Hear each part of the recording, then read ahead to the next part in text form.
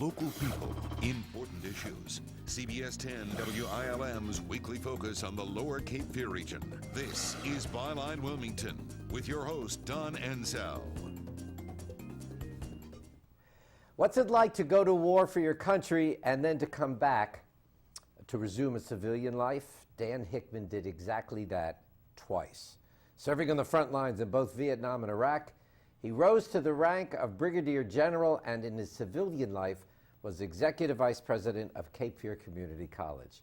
He joins us this morning to talk about his experiences and why he's advocating for soldiers who deal with the jolting transition of returning home after combat. General Hickman, what a pleasure to meet you. And good morning, Don. We appreciate you making time to come in this morning. We chatted on the phone briefly, and you told me about your first day on the front lines in war. Could you tell our viewers about that day? When I arrived in Vietnam, we were individual replacements, and so you join a unit where there are combat veterans who've been there for some months, and they are, and part of the issue with PTSD and the transition in and out of combat is, adapting to combat and then adapting to the home life when you come back. But I remember my first day in Vietnam, I was in the adapting to mode, not knowing at the time. It's your first day in war. First day in war, right. And we were just getting ready to go out on a mission, and the old guys were sitting around talking about the eggs and things we were eating, and in the conversation just out of the blue was, "Did you kill anybody yesterday?" And just like a lightning bolt, I tuned in, and the other guy said, "No, how about you?" And the first guy said, "Yeah, I got 3." And just matter of factly, he talked about killing these 3 people the day before.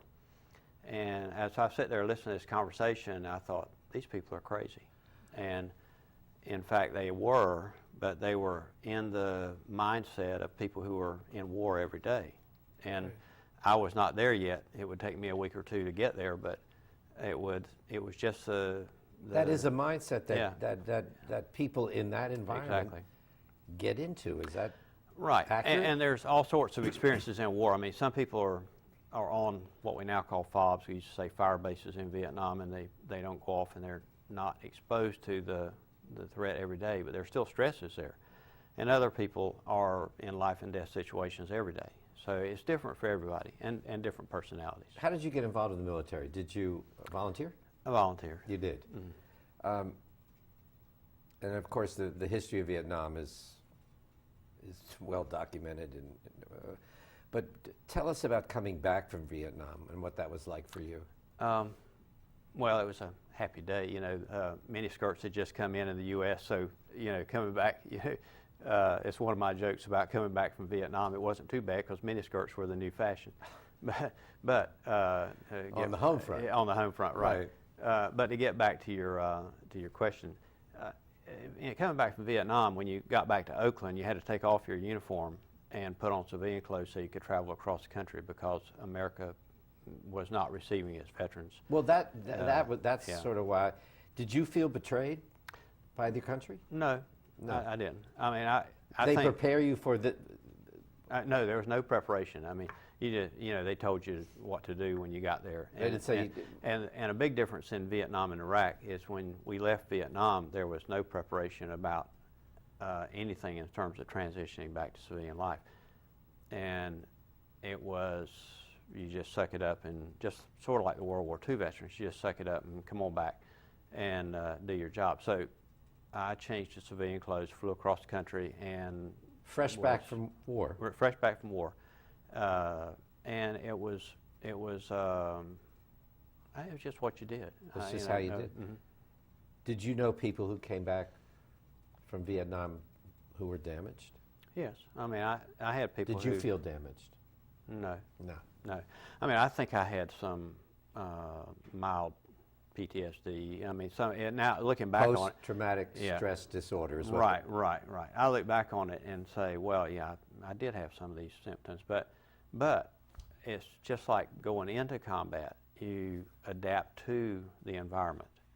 and then when you come out of in combat, you adapt back to being a civilian again, and it's a transition. It takes some months, you know. But you know weeks, people months. who weren't as successful in that transition as you Right. were. Right. People you served with, or just people that came back. You know, people, you know, that you knew served. Yeah, people that I knew who served. You know, I knew a lot of people who were wounded, had various experiences, but one of the advantages that I had when I came back was I went back into an environment where I was surrounded with other veterans. You know, I came back from Vietnam, and then I was in a unit in Georgia where I was surrounded with other veterans. And in the reserves? No, and I was on active duty. I see. I was a flight instructor for a couple of years there. So I was with a group of combat veterans, and we told war stories. You know, we'd sit around and tell war stories every day, and that's good therapy. You know, you're letting the stresses out little by little. So for folks that came back and continued in the military, it was more Right. therapeutic than for Right. folks that went home. Right. You're in combat, in a combat zone. Your family is the people who are around you. And when you come back, if you can continue that relationship, I think, I'm not a psychiatrist, but I think it's healthier if you can. One of the issues we have today is people come back and they are discharged from, you know, or like in a reserve unit. They go back into the community and they're not with, on a daily basis, the people who were their family, who were their support group. And I think that makes a little bit tougher transition. We're going to talk about PTSD, post-traumatic stress disorder, and how that's being recognized today and how soldiers are dealing with it. Stay with us.